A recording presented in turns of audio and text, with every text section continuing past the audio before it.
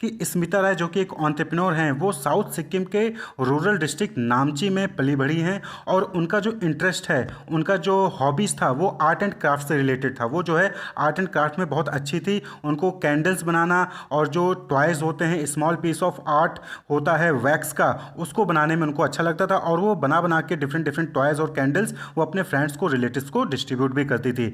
लेकिन उनके जो डिस्ट्रिक्ट था, नामची डिस्ट्रिक्ट था, वहाँ पर वुमेन की कंडीशन वो देखती थी कि बहुत सारे वुमेन जो है वो जॉबलेस थी और बहुत गरीब थी और जॉबलेस थी।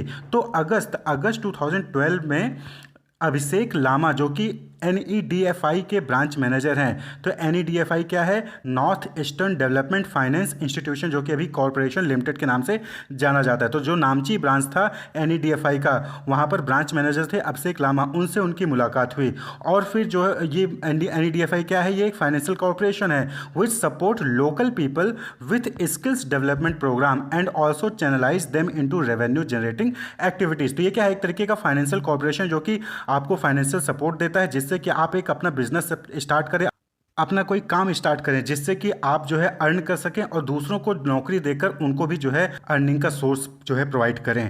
तो अभिषेक लामा से जब मुलाकात हुई स्मिता राय जी की, तो उनको ये आइडिया आया कि उनकी जो हॉबी है, उनके जो आर्ट एंड क्राफ्ट में जो अच्छी हैं, उस हॉबी को वो क्यों ना कि अपना जो है उसको बिजनेस बना लें। तो उन्होंने क्या किया, एक अपना जो है नामची डिज़ाइनर कैंडल के नाम से जो है उन्होंने अपना एक बिजनेस स्टार्ट किया। ठीक है, नामची डिज़ाइनर कैंडल। और आज के टाइम पे 100% जो एम्प्लॉयज़ हैं उस नामची डिज़ाइनर कैंडल्स में, वो 100% वुमेन ही हैं, वही एम्प्लॉयज़ हैं। And they also produce varieties of candle. वो जो है डिफरेंट कैंडल के वेराइटीज़ जो है वो प्रोड्यूस करते हैं। और दिवाली में, during Diwali they produce customised candles meant for the occasion. तो दिवाली के लिए स्पेशल कस्टमाइज्ड कैंडल्स जो है वो प्रोड्यूस करते हैं नामची डिज़ाइनर कैंडल। तो यहाँ से आप क्या समझ में आ रहा है कि स्मिता राय जो कि उनकी एक हॉबी थी, उसको उन्होंने अपना बिजनेस बनाया और उस बिजनेस को स्टार्ट किया और वहाँ पर वो कैंडल्स बनाई और डिफरेंट वुमेन जो उनके यहाँ पर जॉबलेस थे, पुअर थे, उनको उन्होंने जॉब दिया। तो ये जो बिजनेस वो इन्होंने स्टार्ट किया, इस बिजनेस को रन करने के लिए उनको डिफरेंट एक्टिविटीज़ परफॉर्म करनी पड़ती है। यानी कि उनको जो है प्लान करना पड़ता है कि कब कहाँ कितना कैंडल्स बनाना है, रॉ मटेरियल कब लेना है, किससे लेना है, ऑर्गेनाइज करना पड़ता है चीज़ों को, स्टाफिंग यानी कि उनको रिक्रूटमेंट करना पड़ता है कि दिवाली का टाइम आने वाला है, ज़्यादा डिमांड होगी तो ज़्यादा वर्कर्स की रिक्वायरमेंट होगी, तो ज़्यादा वर्कर्स को रिक्रूट करना है, उनको डायरेक्ट करना है, उनको कंट्रोल करना है। तो डिफरेंट टाइप ऑफ फंक्शन जो है वो परफॉर्म करती हैं अपने बिजनेस को रन करने के लिए। Smita's life consist of series of inter related and continuous functions, जैसे to plan a special festive collection for Diwali means organising more funds and recruiting more worker. यानी कि जब आप फेस्टिव कलेक्शन जो है दिवाली के लिए प्लान करोगे, तो उसके लिए जो है आपको ज़्यादा से ज़्यादा फंड्स चाहिए, ज़्यादा पैसे चाहिए, ज़्यादा आपको वर्कर चाहिए। तो वर्कर कहाँ से लाने हैं, पैसे कहाँ से लाने होंगे, इन सब चीज़ों को ऑर्गेनाइज करना होगा। To regularly communicate with her supplier to ensure that deadline regarding delivery of goods are met. अपने सप्लायर से जो है कंटिन्यूस कम्युनिकेट करना कि वो सही टाइम पर रॉ मटेरियल दे दें, रॉ मटेरियल वो सही टाइम पर देंगे तो आप जो है सही टाइम पर प्रोड्यूस करोगे कैंडल्स को और कैंडल्स को डिलीवर करोगे अपने कस्टमर्स को। Meets customer for general feedback and any suggestions that they have. तो जो है कस्टमर से मिलना, उनसे जो है जनरल फीडबैक लेना और अगर वो उनका कोई सजेशन है, कोई कंप्लेन है तो उसको जो है कंसीडर करना, उसके हिसाब से फिर जो है फर्दर कोई चेंजेस लाना अपने कैंडल्स की डिज़ाइन में या फिर कोई और चीज़ में चेंजेस लाना है तो वो फीडबैक के हिसाब से करते हैं। तो यानी कि डिफरेंट एक्टिविटीज़ जो है वो परफॉर्म किया जाता है बिजनेस को रन करने के लिए, बिजनेस को मैनेज करने के लिए। तो यही जो डिफरेंट एक्टिविटीज़ परफॉर्म करते हैं, डिफरेंट फंक्शन जो परफॉर्म करता है एक मैनेजर, वही चीज़ मैनेजमेंट कहलाती है। तो मैनेजमेंट मतलब क्या हो गया? टू हैंडल, यानी कि आप अपने बिजनेस को हैंडल कर रहे हो, अपने बिजनेस को डील कर रहे हो जिससे वो सक्सेसफुली अपने ऑब्जेक्टिव को अचीव कर सके। किसी भी ऑर्गेनाइजेशन का मेन मोटिव क्या होता है कि ज़्यादा से ज़्यादा प्रॉफिट अर्न करना, ज़्यादा से ज़्यादा सेल्स को इंक्रीज करना। तो यही चीज़ होता है। तो इस ऑर्गेनाइजेशन के ऑब्जेक्टिव को अचीव करने के लिए जो डिफरेंट फंक्शंस परफॉर्म किए जाते हैं उसी को हम मैनेजमेंट कहते हैं। क्लियर? तो मैनेजमेंट में डिफरेंट फंक्शंस कौन से परफॉर्म किए जाते हैं? Planning, organising, staffing, directing, controlling. तो मैनेजमेंट क्या हो गया? Management is the coordination of all resources through the process of planning, organising, directing and controlling in order to attend objective. जो भी स्टेटेड ऑब्जेक्टिव होता है ऑर्गेनाइजेशन का, बिजनेस का, उसको अचीव करने के लिए जब आप कोऑर्डिनेशन करते हो डिफरेंट रिसोर्सेज का, कैसे? प्लान, ऑर्गेनाइज, डायरेक्ट और कंट्रोल करके, तो वही चीज़ मैनेजमेंट कहलाता है। मैनेजमेंट मतलब कि यहाँ पे ओवरऑल क्या हो गया कि to manage the different functions, to manage the different operations so that you can achieve the organization's objective. So, in general language, we can say that management is the process of dealing with or controlling things or people, यानी कि चीज़ों को control करना, चीज़ों से deal करना सही तरीके से, या फिर पीपल लोगों से डील करना, लोगों को कंट्रोल करना, जिससे कि वो सही तरीके से इफेक्टिव और एफिशिएंटली जो है वर्क को कंप्लीट कर सकें, उसी को मैनेजमेंट कहते हैं। डेली लाइफ में आपने देखा होगा कि हम अपने घर को, फैमिली को, वर्क को, shopping, saving, pocket money, purchasing, vegetable, managing social life, यानी बहुत सारी चीज़ें हम डेली लाइफ में चीज़ों को मैनेज कर रहे होते हैं। सिमिलरली बिजनेस में हम सप्लायर को मैनेजिंग, प्रोडक्शन को, एम्प्लॉयज़ को, इंफ्रास्ट्रक्चर को, फाइनेंस को हम मैनेज करते हैं। तो बिजनेस के टर्म्स में इसी चीज़ों को मैनेजमेंट कहलाता है, यानी कि जो डिफरेंट डिफरेंट बिजनेस फंक्शंस हैं, बिजनेस में जो लोग इन्वॉल्व हैं, उनको मैनेज करना इफेक्टिवली, एफिशिएंटली, वही चीज़ मैनेजमेंट कहलाता है। डेफिनेशन देखिए मैनेजमेंट का, तो ट्रेडिशनल डेफिनेशन की बात करें तो पुराने समय पे जो मैनेजमेंट की डेफिनेशन दी गई थी वो थी कि management is defined as an art of getting things और वर्क डन थ्रू अदर्स। तो मैरी पार्कर फॉलेट, इन्होंने ये डेफिनेशन दी थी मैनेजमेंट की। तो पुराने टाइम पे क्या होता था कि लोगों से काम करवा लो, वही मैनेजमेंट है। जो लोगों से अच्छे से काम कर लेगा, जो लोगों को कंट्रोल करके अपना काम करवा लेगा, वो अच्छा मैनेजर है। तो ये ट्रेडिशनल डेफिनेशन थी, पुराना टाइम का डेफिनेशन था। लेकिन अब जो है मैनेजमेंट की डेफिनेशन चेंज हो चुकी है। अब क्या है कि अब जो है सभी इंप्लॉयज़ को, सभी पीपल को अपने राइट्स, ड्यूटीज़ पता है। तो अब आपको उनको एक ऐसा इन्वायरमेंट देना पड़ेगा जहाँ पे वो अच्छे से काम कर सकें, अच्छे से अपने वर्क को कंप्लीट कर सकें। तो मॉडर्न डेफिनेशन क्या है? That is management is the creation and maintenance of an internal environment in an enterprise where individuals working in groups can perform efficiently and effectively towards the achievement of group goal. तो जो organisation का गोल है, जिसको हम group गोल कहते हैं, उसको achieve करने के लिए जब आप ऑर्गेनाइजेशन, यानी कि जो मैनेजर है वो ऑर्गेनाइजेशन के अंदर जो इन्वायरमेंट है, जिसको हम इंटरनल इन्वायरमेंट कहते हैं, ऑर्गेनाइजेशन का इन्वायरमेंट, वहाँ पर जो इंडिविजुअल्स काम कर रहे हैं ग्रुप में, उनको आप जो है एक ऐसा अच्छा इन्वायरमेंट क्रिएट करते हैं, आप एक अच्छा ऐसा इन्वायरमेंट मेंटेन रखते हैं जिसमें वो एफिशिएंटली और इफेक्टिवली परफॉर्म कर सकें, जिससे कि जो ऑर्गेनाइजेशन का गोल है वो अचीव हो सके, उसी को मैनेजमेंट कहा जाता है। तो मैनेजमेंट कहने का मतलब एक ऐसा इन्वायरमेंट क्रिएट करना जहाँ पर जो इंडिविजुअल्स हैं, जो एम्प्लॉयज़ हैं, वो अच्छे से वर्क को परफॉर्म कर सकें। तो दैट इज मैनेजमेंट। ये डिफिनेशन हेरोल्ड कूंज एंड वेरिस ने दिया गया था। अब यहाँ पर आप जो है डिफिनेशन में दो वर्ड देख रहे हैं, इफेक्टिवनेस एंड एफिशिएंसी। तो जो इफेक्टिवनेस है वो एंड रिजल्ट से कंसर्न रखता है, concern with and result. Effectiveness का मतलब होता है कि राइट थिंग करना, सही चीज करना, ठीक है। इफेक्टिवनेस यानी कि आपको बोला गया है कि ये मोबाइल जो है इस डिस्क्रिप्शन के अकॉर्डिंग बनाना है, तो आपने उसी डिस्क्रिप्शन के अकॉर्डिंग मोबाइल को डेवलप किया है। तो यानी कि डूइंग राइट थिंग, सही काम करना ही इफेक्टिवनेस कहलाता है। Completion of task on time, आपको कहा गया कि रात को 10 बजे तक जो है आपको ये काम कंप्लीट कर लेना है, तो आपने रात को 10 बजे तक वो काम कंप्लीट कर लिया, तो वो इफेक्टिवनेस कहलाता है। Doing the right thing, completion of task on time, तो इफेक्टिवनेस। जब एम्प्लॉय उनको जो भी टास्क दिया गया है वो अपने टाइम पे और सही तरीके से टास्क को कंप्लीट करते हैं, तो वो इफेक्टिवनेस कहलाती है। वहीं पर एफिशिएंसी का मतलब क्या हो गया? Efficiency concern with the using less resources and getting maximum output, यानी कि कम रिसोर्सेज में जब एम्प्लॉय ज़्यादा आउटपुट देते हैं तो उसको एफिशिएंसी कहा जाता है। आपने देखा होगा कि एक बाइक है जो 1 लीटर पेट्रोल में 10 किलोमीटर जा रही है, वहीं पर एक बाइक है जो कि 1 लीटर पेट्रोल में 60 किलोमीटर का एवरेज दे रही है। यानी कि एफिशिएंसी किसकी ज़्यादा अच्छी होगी? जो कम रिसोर्सेज में ज़्यादा आउटपुट दे रहा है, यानी कि कम ऑयल में, कम पेट्रोल में ज़्यादा डिस्टेंस कवर कर रहा है। तो एफिशिएंसी का मतलब क्या हो गया कि using less resources and getting maximum output, यानी कि ऑप्टिमम यूटिलाइजेशन ऑफ रिसोर्सेज। जो रिसोर्सेज है उसका आप ऑप्टिमम यूटिलाइजेशन कर रहे हो, उसका मैक्सिमम यूटिलाइजेशन कर रहे हो, जिससे कि आपको मैक्सिमम आउटपुट वहाँ पर मिल रहा है। यानी कि completion of task with minimum cost.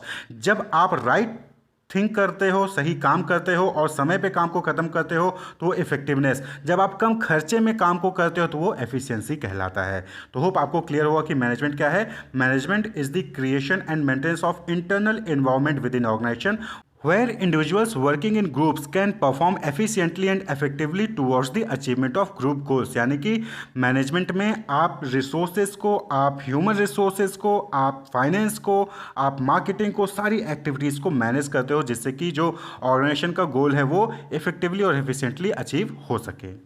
Next topic है कैरेक्टरिस्टिक्स ऑफ मैनेजमेंट। तो डेफिनेशन से ही और मीनिंग से ही अभी आप जो है डिफरेंट कैरेक्टरिस्टिक्स को पॉइंट आउट कर सकते हैं। तो सबसे पहला कैरेक्टरिस्टिक्स क्या हो जाएगा मैनेजमेंट का कि management is a goal oriented process. यानी कि मैनेजमेंट क्यों करते हैं? जिससे कि जो ऑर्गेनाइजेशन का गोल है उसको अचीव किया जा सके। Management unites the effort of different individuals in the organisation towards achieving organisational goal. भाई मैनेजमेंट का मेन मोटिव ही यही होता है कि वो जो है, जो ऑर्गेनाइजेशन का गोल है उसको अचीव कर सके। इसीलिए तो हम रिसोर्सेज को, ह्यूमन रिसोर्सेज को, एम्प्लॉय को मैनेज कर रहे हैं, जिससे कि जो ऑर्गेनाइजेशन का गोल है वो अचीव हो सके। क्लियर। नेक्स्ट है management is all pervasive. All pervasive का मतलब कि ये यूनिवर्सल है, यानी कि ये आप नहीं कह सकते हो कि मार्केटिंग डिपार्टमेंट में मैनेजमेंट चाहिए और एचआर डिपार्टमेंट में मैनेजमेंट नहीं चाहिए, नहीं। या फिर आप ये नहीं कर सकते हो कि हॉस्पिटैलिटी इंडस्ट्री में मैनेजमेंट का चाहिए और आईटी इंडस्ट्री में मैनेजमेंट नहीं चाहिए, ऐसा नहीं है। यूनिवर्सल है, हर ऑर्गेनाइजेशन, किसी भी टाइप का ऑर्गेनाइजेशन हो, कोई भी कंट्री हो, वहां पर मैनेजमेंट की रिक्वायरमेंट होती है। तो मैनेजमेंट इज ऑल परवेसिव, यानी कि ये यूनिवर्सल है, हर जगह मैनेजमेंट की रिक्वायरमेंट होती है, चाहे आप घर पे हो, चाहे आप स्कूल में हो, चाहे आप ऑफिस में हो। नेक्स्ट है मैनेजमेंट इज मल्टी डायमेंशनल।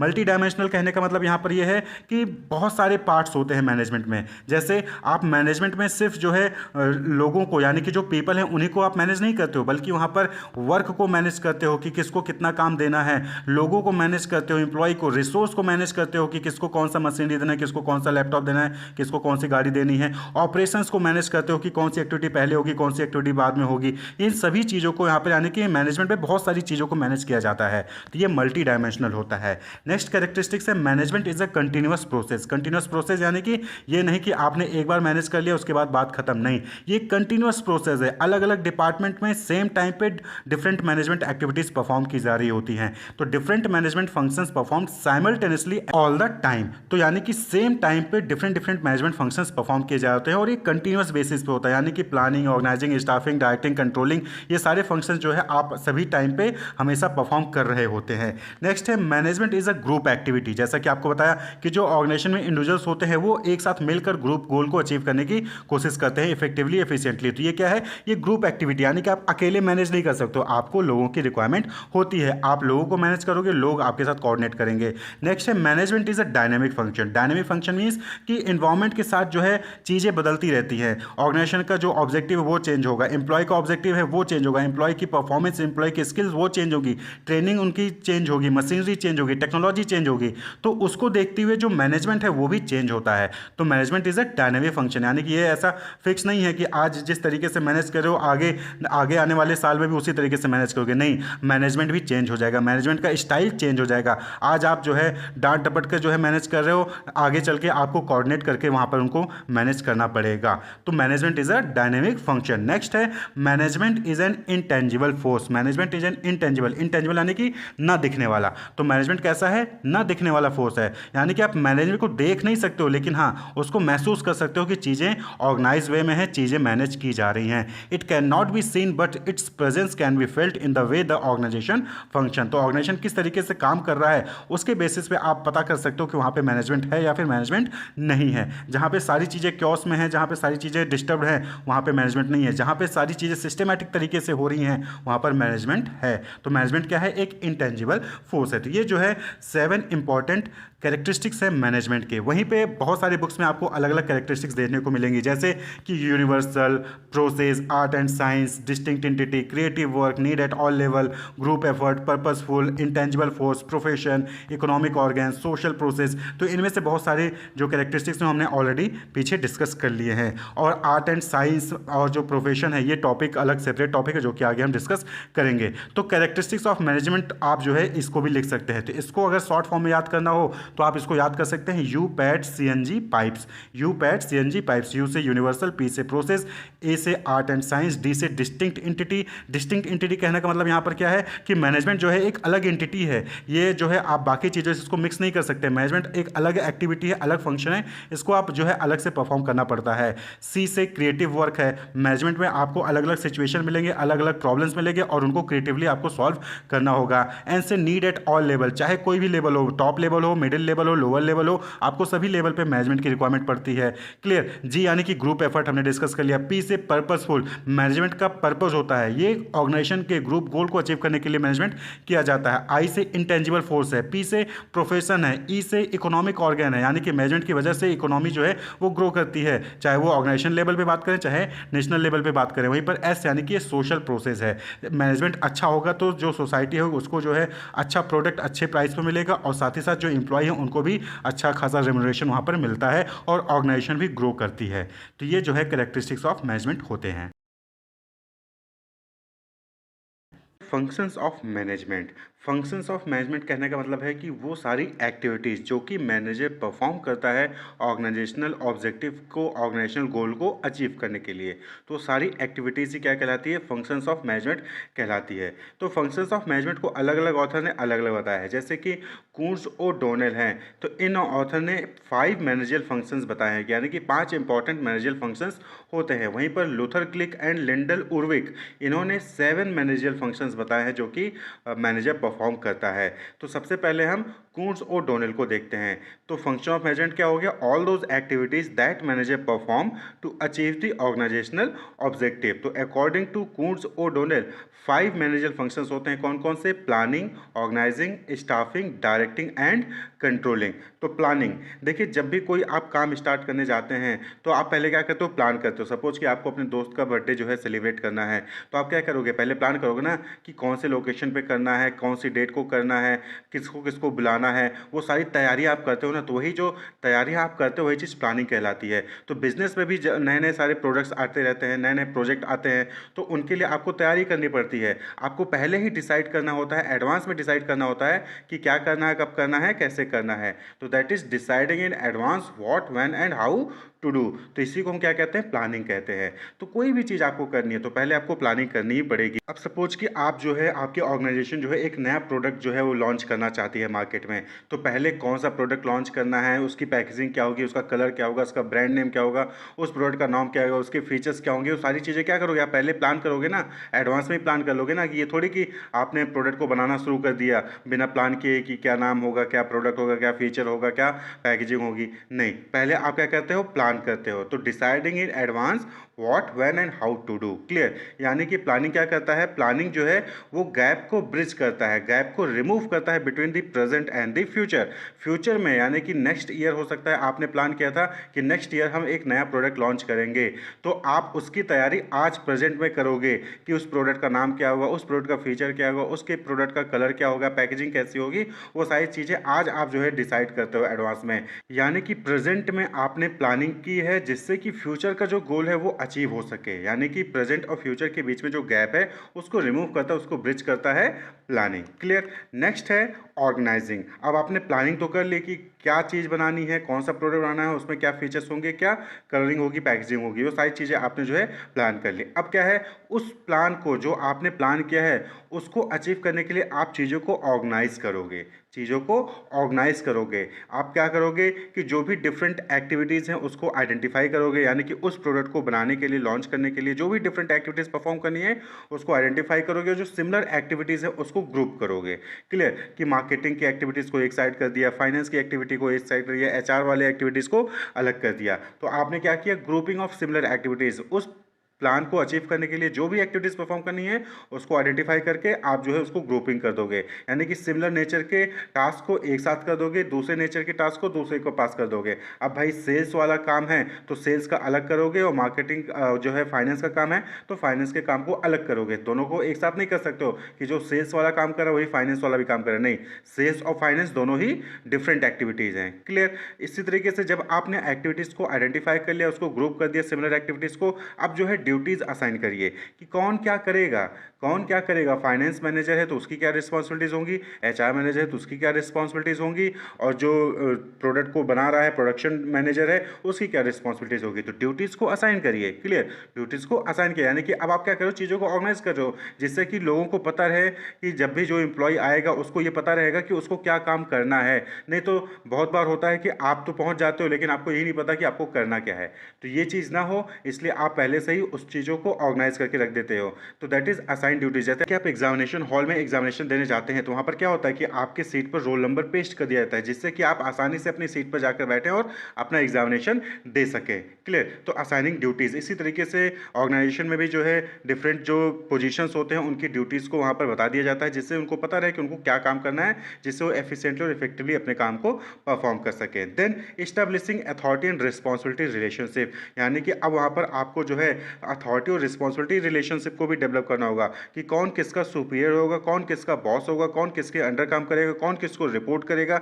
ये सारी चीज़ें जो है वहाँ पर आप इस्टेब्लिश करते हो किसमें, ऑर्गेनाइजिंग में। Clear. And then allocating resources to carry the plan. भाई आपने जो है सिमिलर एक्टिविटीज़ को ग्रुप कर दिया, ड्यूटी असाइन कर दी, अथॉरिटी एंड रिस्पॉन्सिबिलिटी रिलेशनशिप भी बता दिया। अब उसको पावर तो दोगे ना, यानी कि उसको रिसोर्सेज तो दोगे जिसका यूज़ करके जो है वो अपने टास्क को अचीव करेगा, जो भी आपने प्लान किया उसको अचीव करेगा।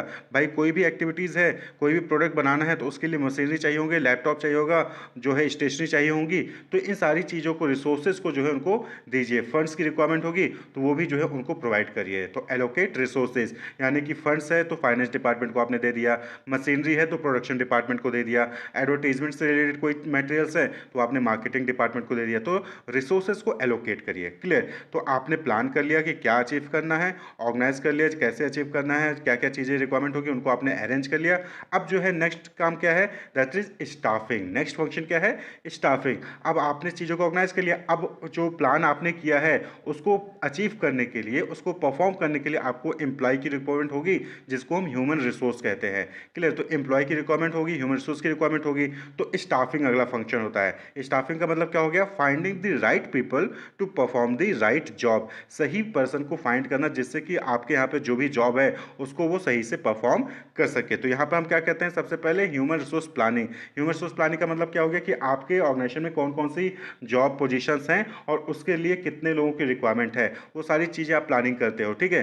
देन रिक्रूटमेंट एंड सिलेक्शन, यानी कि आप एडवर्टीजमेंट निकालते हो। आपने देखा होगा न्यूज़पेपर में, वेबसाइट पे जो है एडवर्टीजमेंट आता है कि इनके यहाँ पर ये मार्केटिंग की पोजीशन खाली है, फाइनेंस हेड की पोजीशन खाली है। तो एडवर्टीजमेंट निकाला जाता है, अटैच किया जाता है, डिफरेंट लोगों को उनसे रेज्यूमे मंगवाया जाता है। उसके बाद फिर उनका इंटरव्यू होगा, रिटन एग्जामिनेशन होगा, मेडिकल एग्जामिनेशन होगा और फिर सिलेक्शन हो जाता है। सिलेक्शन होने के बाद उनको जो है इंडक्शन होता है, ओरिएंटेशन होता है, ट्रेनिंग एंड डेवलपमेंट प्रोवाइड किया जाता है, जॉब से रिलेटेड कि मशीनरी कैसे चलानी है या फिर ऑर्गेनाइजेशन में काम कैसे होना है उससे रिलेटेड उनको जो है ट्रेनिंग दिया जाता है। फिर उनकी रेम्यूनरेशन की बात होती है कि यानी उनको कितनी सैलरी मिलेगी, कितना पेमेंट मिलेगा, क्या बेनिफिट्स मिलेंगे, monetary benefits, non monetary benefits, वो सारी चीज़ें वहाँ पर जो उनसे उनको बताई जाती है। परफॉर्मेंस अप्रेजल उनका किया जाता है कि जो भी काम उनको दिया गया है क्या वो सही से उसको परफॉर्म कर पा रहे हैं। अगर अच्छा परफॉर्म कर पा रहे हैं तो उनका जो है प्रमोशन भी वहाँ पर होगा। उनके एम्प्लॉयज़ के जो ग्रीवियंसेस होते हैं उनको हैंडल किया जाता है। तो ये सारी चीज़ें स्टाफिंग में इंक्लूड होती हैं। तो स्टाफिंग कहने का मतलब क्या हो गया कि यहाँ पर राइट पीपल को फाइंड करना जिससे कि जो राइट जॉब है वो परफॉर्म कर सके। तो आपके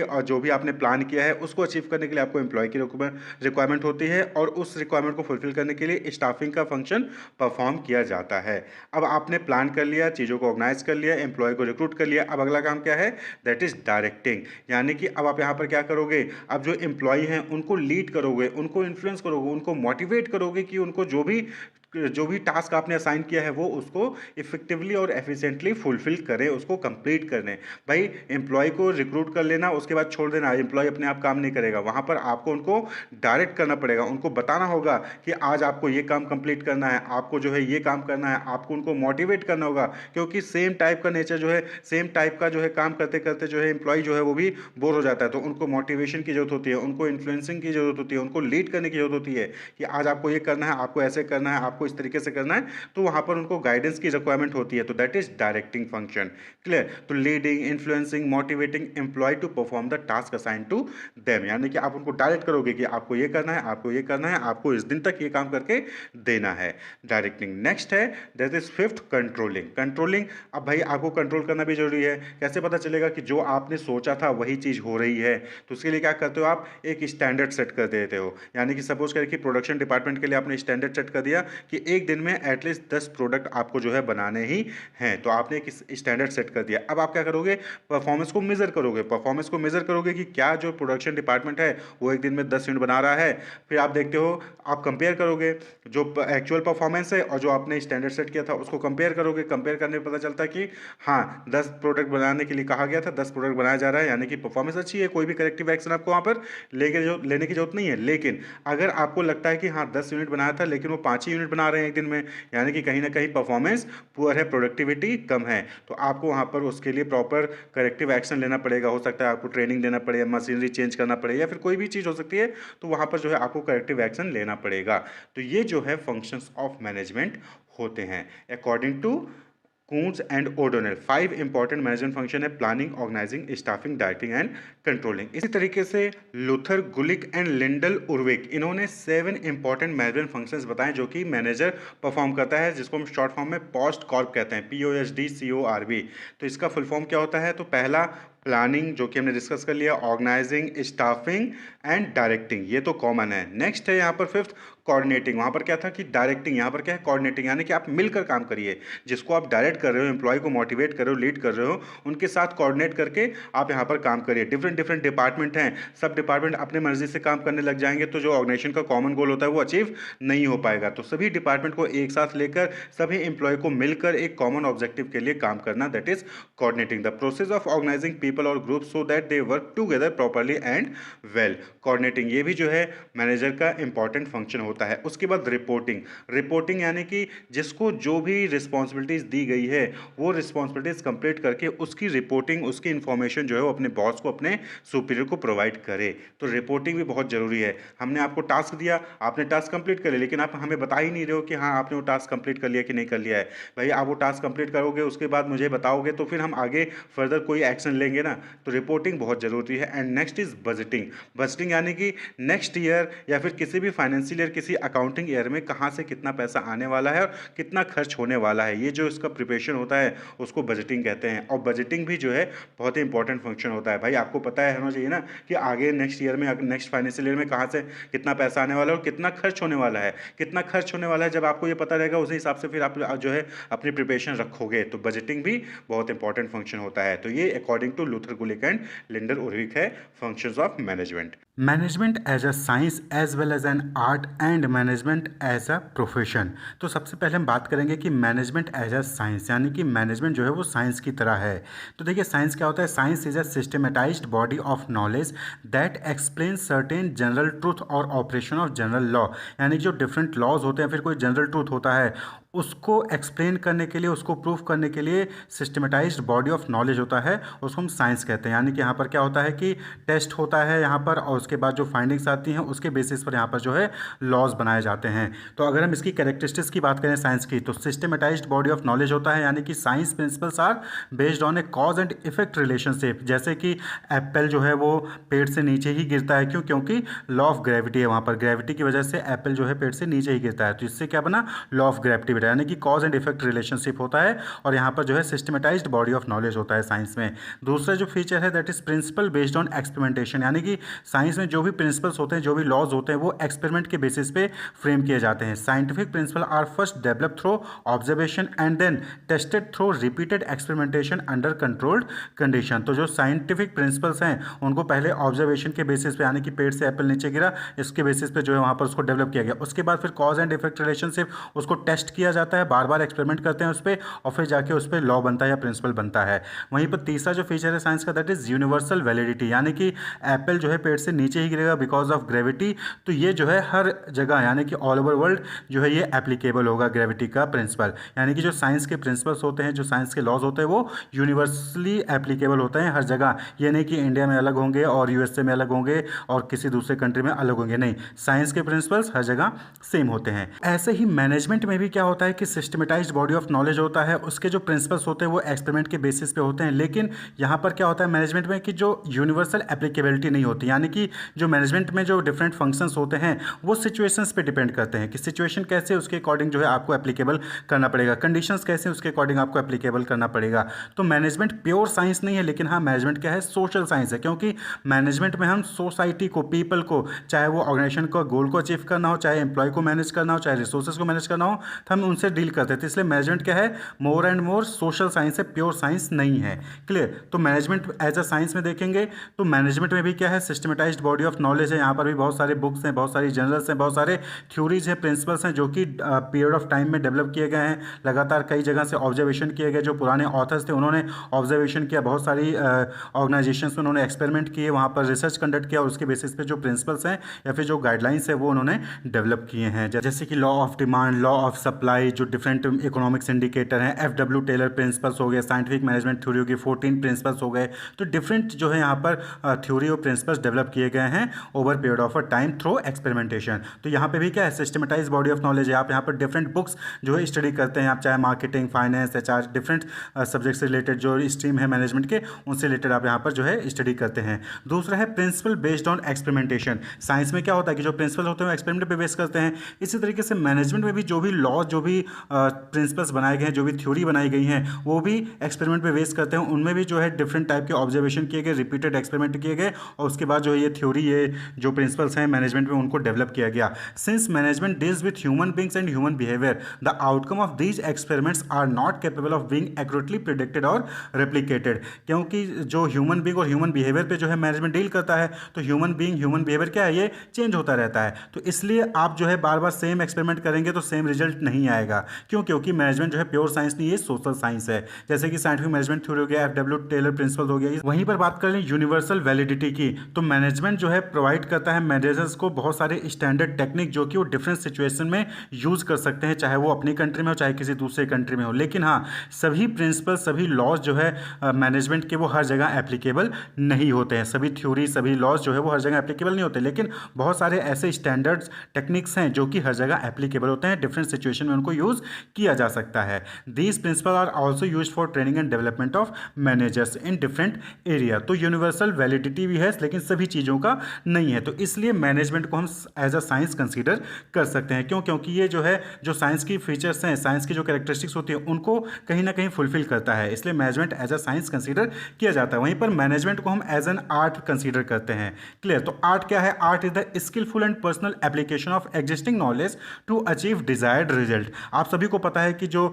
म्यूजिक टोन्स होते हैं, बेसिक नोट्स होते हैं म्यूजिक में, वो 7 होते हैं। लेकिन उन्हीं 7 बेसिक नोट्स को यूज करके कोई पर्सन डिफरेंट म्यूजिक बनाता है, कोई दूसरा पर्सन डिफरेंट म्यूजिक बनाता है। तो ये क्या है? ये उसका स्किल है, उसका पर्सनल एप्लीकेशन है कि जो नॉलेज है, जो 7 म्यूजिक नोट्स हैं, उसके बारे में जानकर वो जो है अपनी स्किल को यूज करके, अपनी क्रिएटिविटी को यूज करके वो डिफरेंट म्यूजिक क्रिएट करता है।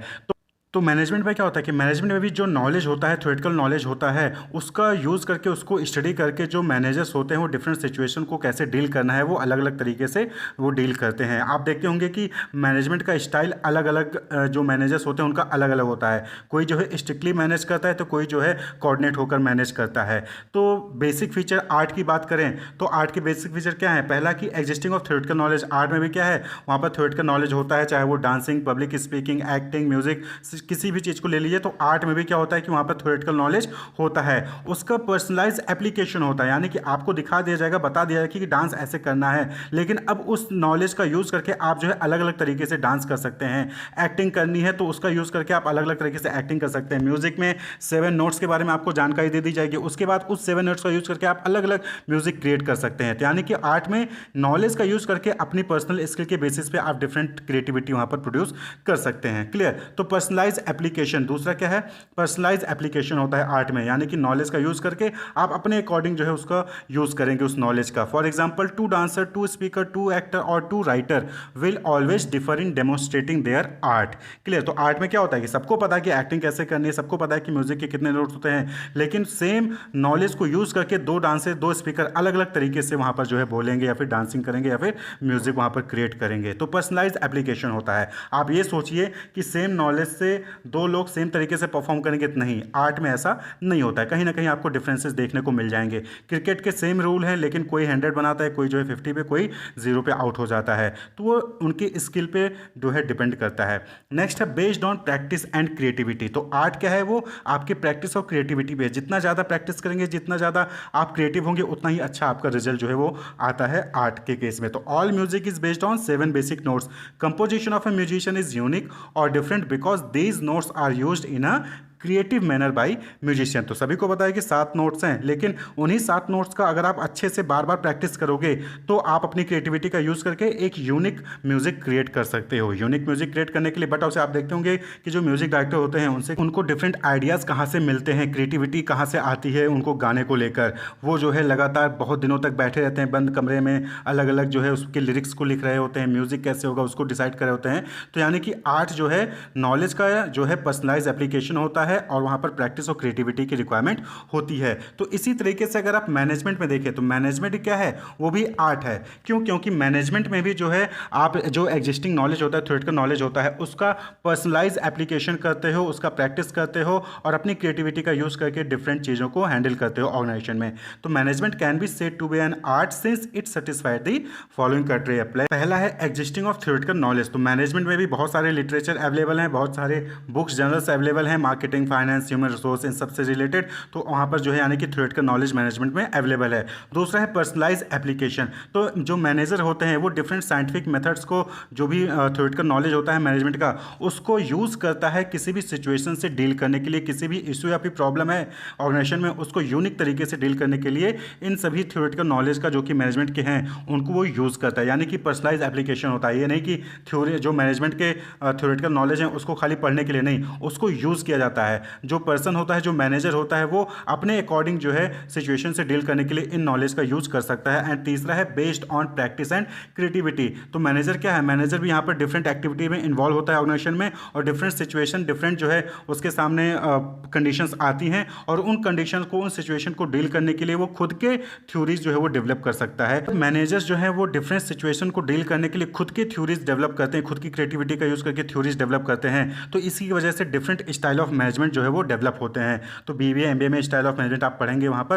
तो different style of management practice और क्रिएटिविटी की वजह से डेवलप होते हैं। तो यानी कि मैनेजमेंट भी क्या है, वो आर्ट है, क्योंकि मैनेजमेंट में भी नॉलेज है, थ्योरेटिकल नॉलेज है, उसका यूज़ करता है मैनेजर अपनी ऑर्गेनाइजेशन में जो भी सिचुएशन है, जो भी प्रॉब्लम है, उसको डील करने के लिए, और जो है वो खुद का थ्योरी जो है डेवलप कर सकते हैं on the basis of practice. यानी कि बार बार जो सेम सिचुएशन को डील करेंगे, रिसर्च करेंगे, तो वो जो है वहाँ पर खुद के थ्योरीज भी डेवलप कर सकते हैं। वहीं पर नेक्स्ट है मैनेजमेंट एज अ प्रोफेशन। देखिए प्रोफेशन क्या होता है, profession is an occupation backed by knowledge and training and to which entry is regulated by a representative body. यानी कि कोई ऐसा ऑक्यूपेशन जिसमें आपको एंटर करना है, जिसमें आपको अगर पार्टिसिपेट करना है, तो वहाँ पर आपके पास नॉलेज होनी चाहिए, आपके पास ट्रेनिंग होनी चाहिए, और वो जो ऑक्यूपेशन है वो जो है एक रिप्रेजेंटेटिव बॉडी द्वारा रेगुलेट किया जाता होगा। जैसे कि आप सीए का एग्जांपल देख लीजिए। तो चार्टर्ड अकाउंटेंट अगर आपको बनना है तो वहाँ पर आपको आईसीएआई जो बॉडी है इसके द्वारा जो एग्जामिनेशन कंडक्ट किया जाता है उसको जो है आपको क्वालिफाई करना होगा, आईसीएआई में आपको रजिस्टर करना होगा, उसका मेंबर बनना होगा, और तभी आप जो है चार्टर्ड अकाउंटेंट प्रैक्टिस कर सकते हैं।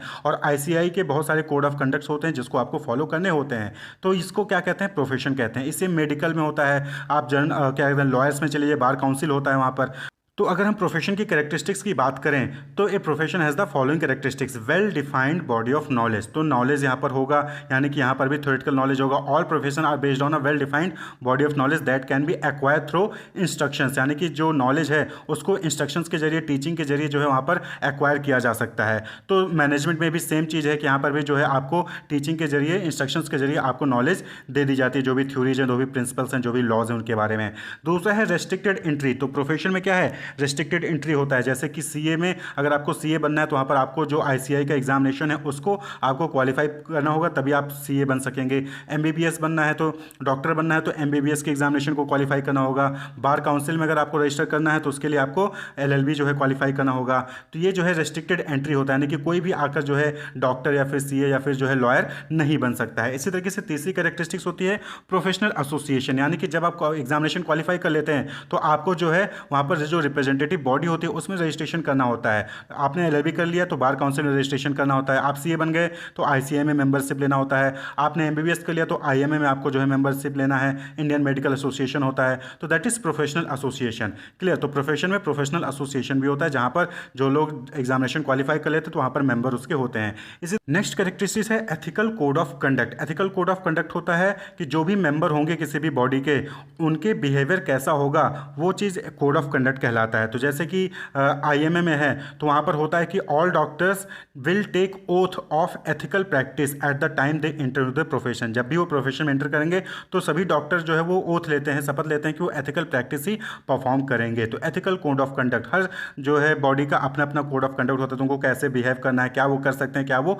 नहीं कर सकते हैं एज अ मेंबर। वहीं पर फिफ्थ कैरेक्टरिस्टिक्स है service motive. The basic motive of a profession is to serve their client interest by rendering dedicated and committed service. Service, doctor हैं तो आपको जो है आपको मरीज को जो है इलाज प्रोवाइड करना है, लॉयर हैं तो जो आपका क्लाइंट होगा उसको जस्टिस प्रोवाइड करना है। तो यानी कि यहाँ पर सर्विस मोटिव होता है प्रोफेशन में। तो अब अगर हम मैनेजमेंट की बात करें, मैनेजमेंट एज अ प्रोफेशन, तो मैनेजमेंट भी क्या है, एज अ प्रोफेशन है, क्योंकि मैनेजमेंट में भी well defined body of knowledge है, डिफरेंट लॉज हैं, थ्योरीज हैं, बुक्स हैं, जर्नल्स हैं। दूसरी करेक्टरिस्टिक्स है कि रेस्ट्रिक्टेड एंट्री।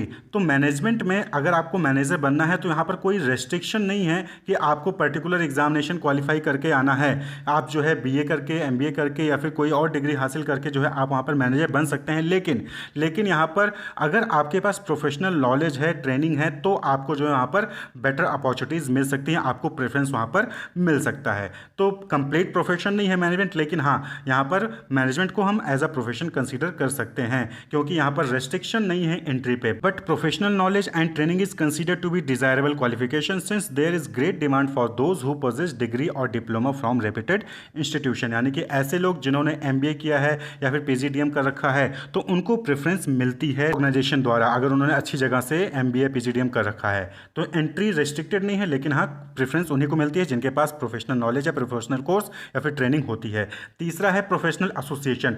तो मैनेजमेंट में भी प्रोफेशनल एसोसिएशन है AIMA, all India management association, जो कि डिफरेंट कोड ऑफ कंडक्ट को वहाँ पर रेगुलेट करती है। और जरूरी नहीं है कि सारे मेंबर उस कोड ऑफ कंडक्ट को फॉलो करें, लेकिन हाँ, यहाँ पर एसोसिएशन भी है, प्रोफेशनल एसोसिएशन है। तो मैनेजमेंट एज अ प्रोफेशन हम इसको कंसिडर कर सकते हैं। वहीं पर फोर्थ बात करें तो सर्विस मोटिव भी है। भाई यहाँ पर क्या होता है कि मैनेजमेंट का मेन मोटिव होता है कि जो ऑर्गेनाइजेशन का गोल है उसको अचीव करने में हेल्प करे, लेकिन साथ ही साथ अचीव कैसे होता है, by providing good quality of product and service to the people. यानी कि यहाँ पर भी क्या है कि सर्विस मोटिव यहाँ पर भी होता है कि मैनेजमेंट के जरिए आप ऑर्गेनाइजेशन को सर्विस दे रहे हो, आप जो है जो सोसाइटी है उनको भी सर्विस प्रोवाइड कर रहे होते हो। तो इसीलिए हम मैनेजमेंट को एज अ प्रोफेशन कंसीडर कर सकते हैं। तो मैनेजमेंट को एज अ साइंस भी कंसीडर किया जा सकता है, लेकिन प्योर साइंस नहीं। मैनेजमेंट को एज एन आर्ट कंसीडर किया जाता है एंड मैनेजमेंट को एज अ प्रोफेशन भी कंसीडर किया जाता है। नेक्स्ट टॉपिक है ऑब्जेक्टिव ऑफ मैनेजमेंट, यानी कि क्यों हम मैनेजमेंट के different activities, planning, organising, staffing, directing, controlling, इन फंक्शंस को परफॉर्म करते हैं, क्यों हम मैनेज करते हैं। तो 3 ऑब्जेक्टिव होती हैं, उसको अचीव करने के लिए ब्रॉडली अगर हम ऑब्जेक्टिव को कैटेगराइज करें तो 3 ऑब्जेक्टिव होती हैं, उसको अचीव करने के लिए हम मैनेजमेंट की एक्टिविटीज़ को परफॉर्म करते हैं या फिर चीज़ों को मैनेज करते हैं। तो सबसे पहला है ऑर्गेनाइजेशनल ऑब्जेक्टिव। ऑर्गेनाइजेशन का ऑब्जेक्टिव क्या होता है कि सर्वाइव करना, प्रॉफिट अर्न करना और ग्रो करना। भाई कोई भी ऑर्गेनाइजेशन है, बट ऑब्वियस बात है कि वो सर्वाइव तभी कर पाएगी जब वो जितना खर्च कर रही है उतना वो रिकवर कर ले। यानी कि अगर ऑर्गेनाइजेशन 100 रुपये लगा रही है तो 100 रुपये उसको रिटर्न मिल जा रहा है सेल करके, तो वो सर्वाइव कर पाएगी, तभी तो आगे नेक्स्ट ईयर काम करेगी, अगले साल काम करेगी। अगर 100 रुपये खर्च किया और 85 रुपये मिल रहे हैं तो अगले साल वो काम ही नहीं कर पाएगी, वो तो बंद हो जाएगी। तो सर्वाइवल पहला ऑब्जेक्टिव है। तो सर्वाइव करने के लिए, मार्केट में कॉम्पिटिटर्स के साथ सर्वाइव करने के लिए हम चीज़ों को मैनेज करते हैं, यानी कि planning, organising, staffing, directing, controlling, ये सारी एक्टिविटीज हम परफॉर्म करते हैं। अब सिर्फ सर्वाइवल से तो कुछ नहीं होगा, सर्वाइवल के साथ साथ हमें जो है प्रॉफिट भी अर्न करना होगा। क्यों? क्योंकि हमारे पास बहुत सारे स्टेक होल्डर्स हैं, हमारे पास एम्प्लॉयज़ हैं, तो इनको सैलरी देना, स्टेक होल्डर को प्रॉफिट अर्न करके देना, इन सभी चीज़ों को फुलफिल करने के लिए, इन ऑब्जेक्टिव को अचीव करने के लिए हम क्या करते हैं, मैनेजमेंट की एक्टिविटीज़ परफॉर्म करते हैं। और उसी के साथ साथ अब सिर्फ जो है एक ही जगह आपने अपना बिजनेस ओपन कर रखा है तो उससे काम नहीं चलेगा, अब आपको जो है ग्रो भी करना पड़ेगा। आप सर्वाइव कर रहे हो, प्रॉफिट भी अर्न कर रहे हो, अब आपको जो है ग्रो भी करना है। ग्रो भी करना है यानी कि अभी तक जो है आप एक प्रोडक्ट बना रहे थे, अब आपको जो है मल्टीपल प्रोडक्ट बनाना है, दूसरे मार्केट में एंटर करना है, दूसरी जगह जो है आपको अपनी मैन्युफैक्चरिंग प्लांट ओपन करनी है, या फिर आप कह लीजिए कि आपको इंटरनेशनल जाना है। अभी तक आप जो है इंडिया में सेल कर रहे थे, अब आपको जो है दूसरे कंट्रीज में भी सेल करना है, तो यानी कि आपको ग्रो करना है, ऑर्गेनाइजेशन को ग्रो करना है। तो इन तीनों ऑब्जेक्टिव को फुलफिल करने के लिए कि ऑर्गेनाइजेशन को सर्वाइव कर रखना है, ऑर्गेनाइजेशन को प्रॉफिट अर्न करके देना है, ऑर्गेनाइजेशन को ग्रो करना है, इसको अचीव करने के लिए मैनेजमेंट एक्टिविटीज परफॉर्म करते हैं। इस नेक्स्ट ऑब्जेक्टिव है सोशल ऑब्जेक्टिव, यानी कि मैनेजमेंट के फंक्शंस के जरिए हम सोसाइटी के लिए भी जो है डिफरेंट चीज़ें जो है अचीव करते हैं। जैसे कि आप जो ऑर्गेनाइजेशन है वो क्या कर रही है, वो प्रोडक्ट बना रही है, तो प्रोडक्ट किसके लिए है, सोसाइटी के लिए, लोगों के लिए। तो quality product at fair price, यानी कि सोसाइटी को एक अच्छा प्रोडक्ट मिले और रिजनेबल प्राइस पे मिले, कम दाम पे मिले, ज़्यादा पैसा ना लगाना पड़े, उसके लिए जो है मैनेजमेंट का फंक्शन परफॉर्म करना ज़रूरी है। उसके लिए मैनेजमेंट के फंक्शंस परफॉर्म किए जाते हैं। Fair dealings with supplier, dealer and competitor. Competitor, supplier जो आपको जो है रॉ मटेरियल दे रहा है, डीलर्स जो आपके होलसेल रिटेलर्स हैं उनको जो है सही से आपको डील किया जा सके, उनको सही टाइम पे जो है कम्युनिकेट किया जा सके, उनको सही टाइम पे पेमेंट मिले, इन सब चीज़ों के लिए जो है मैनेजमेंट के फंक्शंस परफॉर्म किए जाते हैं। पेमेंट ऑफ टैक्सेस, यानी कि जो ऑर्गेनाइजेशन है वो राइट टाइम पे जो है डिफरेंट जो गवर्नमेंट के टैक्सेस होते हैं, जीएसटीज होती हैं, उसको सही टाइम पे जो है फुलफिल कर सके, पे कर सके, उसके लिए मैनेजमेंट जरूरी है। एम्प्लॉयमेंट अपॉर्चुनिटीज़ टू पीपल जो लोग हैं उनको एम्प्लॉयमेंट मिले, उसके लिए मैनेजमेंट जरूरी है। इन्वायरमेंट को प्रोटेक्ट करें, ग्रीन टेक्नोलॉजीज़ का यूज़ करें, ग्रीन प्रोडक्ट्स का यूज़ करें, उसके लिए जो है मैनेजमेंट जरूरी है। तो सोशल ऑब्जेक्टिव को अचीव करने के लिए भी मैनेजमेंट जो है वो परफॉर्म किया जाता है, मैनेजमेंट एक्टिविटीज़ परफॉर्म किए जाते हैं। और वहीं पर तीसरा है दैट इज़ पर्सनल ऑब्जेक्टिव, यानी कि जो ऑर्गेनाइजेशन में एम्प्लॉयज़ होते हैं उनकी चीज़ों को, उनके पर्पज़ को फुलफिल करने के लिए डिफरेंट एक्टिविटीज़ परफॉर्म किए जाते हैं मैनेजमेंट के, जैसे कि fair and equitable remuneration to employ को सही और बराबर जो है रेन्यूमरेशन मिल सके उनके पोस्ट के अकॉर्डिंग, उनके क्वालिफिकेशन के अकॉर्डिंग, इसके लिए मैनेजमेंट जरूरी है। गुड वर्किंग कंडीशन, एम्प्लॉय को एक अच्छा वर्किंग कंडीशन मिले जहाँ पर वो इजिली अपनी एक्टिविटीज़ को परफॉर्म कर सके, अपनी परफॉर्मेंस दे सकें, प्रोडक्टिविटी को इंक्रीज कर सकें, ऐसा वर्किंग कंडीशन प्रोवाइड करना वो मैनेजमेंट का ऑब्जेक्टिव होता है। Training and development facilities, employees को प्रॉपर ट्रेनिंग देना, उनको डेवलपमेंट फैसिलिटीज प्रोवाइड करना मैनेजमेंट का ऑब्जेक्टिव होता है। एंड रिकॉग्निशन एंड रिवॉर्ड्स, यानी कि एम्प्लॉय को रिकॉग्नाइज करना, उनकी बेटर परफॉर्मेंस के लिए रिकॉग्नाइज करना, उनको उनकी बेटर परफॉर्मेंस के लिए रिवॉर्ड्स देना, मोटिवेट करना, ये चीज़ जो है मैनेजमेंट का ऑब्जेक्टिव होता है। इसके अलावा भी बहुत सारे ब्रॉडली जो है मैनेजमेंट के ऑब्जेक्टिव हो सकते हैं। तो ब्रॉडली हम 3 कैटेगरी में उसको डिवाइड कर सकते हैं। एक तो ऑर्गेनाइजेशन के लिए, दूसरा जो उसके यहाँ एम्प्लॉयज़ हैं उनके लिए, और तीसरा सोसाइटी के लिए जो है वहाँ पर अच्छे प्रोडक्ट्स, अच्छी क्वालिटी के प्रोडक्ट्स जो है रिजनेबल प्राइस पे जो है वहाँ पर उनको प्रोवाइड करें। तो ये जो है ऑब्जेक्टिव हो गए मैनेजमेंट के। नेक्स्ट टॉपिक है इंपॉर्टेंस ऑफ मैनेजमेंट। मैनेजमेंट का क्या इंपॉर्टेंस है, यानी कि अगर आप सही तरीके से ऑर्गेनाइजेशन को मैनेज करते हैं, एम्प्लॉय को मैनेज करते हैं, तो उसका क्या फ़ायदा होगा। तो सबसे पहली चीज़, management helps in achieving group goal, यानी कि जो ऑर्गेनाइजेशन का गोल होता है कि उसको सर्वाइव करना है, प्रॉफिट अर्न करना है, ग्रो करना है, वो गोल जो है वो अचीव होगा by providing common direction to individual effort. कैसे होगा, जब आप इंडिविजुअल एफर्ट को कॉमन डायरेक्शन प्रोवाइड करोगे, इससे जो ग्रुप, जो अलग अलग इंडिविजुअल हैं वो ग्रुप में मिलकर ऑर्गेनाइजेशन के गोल को अचीव करेंगे। दूसरा है मैनेजमेंट इंक्रीज एफिशिएंसी, यानी कि प्रॉपर तरीके से अगर आप चीज़ों को मैनेज कर रहे हो तो इससे क्या होगा कि जो कॉस्ट है वो कम होगा और जो प्रोडक्टिविटी है वो बढ़ेगी। भाई आप सही टाइम पे डायरेक्शन दे रहे हो, सही टाइम पे प्लानिंग कर रहे हो, सही टाइम पे ऑर्गेनाइज कर रहे हो, फंड्स की रिक्वायरमेंट हो आप जो है उसको फंड्स प्रोवाइड कर रहे हो, रॉ मटेरियल की रिक्वायरमेंट है उसको सही टाइम पे रॉ मटेरियल रिक्वायर कर रहे हो, एम्प्लॉय की रिक्वायरमेंट है सही टाइम पर एम्प्लॉय मिल जा रहा है। यानी कि जब प्रॉपर तरीके से चीज़ों को मैनेज करोगे तो एफिशिएंसी जो है वो, परफॉर्मेंस जो है वो बढ़ेगी, प्रोडक्टिविटी जो है वो बढ़ेगी। तो मैनेजमेंट जो है इसमें हेल्प करता है। Then management creates a dynamic organisation, management जो है वो एक डायनेमिक ऑर्गेनाइजेशन क्रिएट करता है। डायनेमिक मींस ऐसी चीज़ जो हमेशा बदलती रहती है। तो देखिए जो एनवायरनमेंट है वहाँ पर हमेशा कुछ ना कुछ चेंजेस होते रहते हैं। जैसे पहले के टाइम पे हम हाथों से जो है बुक एंट्री करते थे, लेकिन आज हम ईआरपी के जरिए एंट्री करते हैं। तो चीज़ें चेंज होती रहती हैं, टेक्नोलॉजी चेंज होता रहता है। तो एनवायरनमेंट में जो भी चेंजेस हो रहा है उसके अकॉर्डिंग जो है आपका ऑर्गेनाइजेशन भी चेंज हो, उसके लिए मैनेजमेंट ज़रूरी होता है। तो मैनेजमेंट के जरिए हम डायनेमिक ऑर्गेनाइजेशन क्रिएट कर सकते हैं जिससे कि हम चेंजिंग एनवायरनमेंट को मीट कर सकें। वहीं पर नेक्स्ट है management helps in achieving personal objective. Management जो है वो पर्सनल ऑब्जेक्टिव, यानी कि जो एम्प्लॉय के ऑब्जेक्टिव होते हैं कि उनको मोटिवेट करना, रेमुनरेशन देना, रिकॉग्निशन देना, रिवॉर्ड देना, ये सारे ऑब्जेक्टिव जो है मैनेजमेंट के जरिए ही पॉसिबल होते हैं। And next but not least that is management helps in the development of society. Society को डेवलप करने के लिए मैनेजमेंट हेल्प करता है। भाई आपको जो है क्वालिटी प्रोडक्ट दे रहा है, सोसाइटी को, पीपल को एम्प्लॉयमेंट अपॉर्चुनिटीज़ देते हैं, इन्वायरमेंट को प्रोटेक्ट करते हैं, जीडीपी को ग्रो करते हैं। तो इस तरीके से सोसाइटी को डेवलप करते हैं। टैक्सेस प्रोवाइड करते हैं जिससे कि उस टैक्स का यूज़ करके लोगों के लिए, पीपल के लिए, सोसाइटी के लिए, स्कूल, कॉलेज, रोड, ये सारी चीज़ें डेवलप हो रही हैं, बन रही हैं। तो ये जो है इंपॉर्टेंस है मैनेजमेंट का। हम बात कर लें कि लेवल ऑफ मैनेजमेंट, यानी कि मैनेजमेंट में कितने लेवल होते हैं। तो सभी को पता है मोटा मोटी कि 3 लेवल होते हैं, टॉप लेवल, मिडिल लेवल और lower level. Top level management, middle level management और लोअर लेवल मैनेजमेंट। तो टॉप लेवल मैनेजमेंट में कौन आते हैं, board of directors, chief executives and general manager, ये सब क्या है टॉप लेवल मैनेजमेंट पे आते हैं। मिडिल लेवल मैनेजमेंट पे प्रोडक्शन मैनेजर हो गए, परचेज मैनेजर हो गए, सेल्स मैनेजर हो गए, मार्केटिंग मैनेजर हो गए, पब्लिक रिलेशनशिप मैनेजर हो गए, ये सब किस में आते हैं, मिडिल लेवल मैनेजमेंट में। वहीं पे लोअर लेवल मैनेजमेंट में फोरमैन हो गए, सुपरवाइजर हो गए, सेक्शन ऑफिसर हो गए, सुपरिटेंडेंट हो गए, ये सब किस में आते हैं, लोअर लेवल मैनेजमेंट में। अब हम बात कर ले कि ये फंक्शंस क्या परफॉर्म करते हैं।